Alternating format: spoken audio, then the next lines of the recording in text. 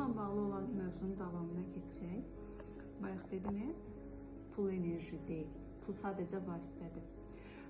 Biz pulun qədərini təyin edə bilmədiyimizə görə də pul qazana bilmirəm deyirik.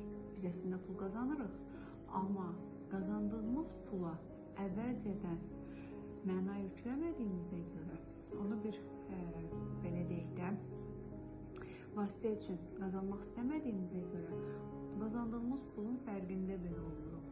Məsəl üçün deyim, mən bir körpü tikməliyəm. Bu körpünün kərpicləri puldur. Mənə o körpünü tikməyə necə kərpic lazımdır? Bunu təyin etdiyim anda mən artıq o pulun dəyərini biləcəm. Bugün 3 manat qazanmışam, 3 manatdan mənə heç nə olası deyil. Bugün 5 manat qazanmışam, 5 manatdan mənə heç nə olası deyil deyib qazanmaqla birdən-birə lotereya bileti udub 1 milyon qazanmaq qədər utopik arzulara qapılmaq pul qazanmağınızın qarşısını kəsir.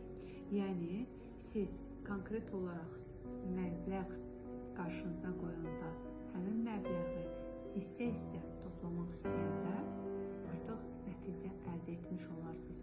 Bununla bağlı treninqlərdə bu barədə çox qarşılaşa bilirik və konkret olaraq pulla bağlı coaching proqramlarında da bunu öyrədirik.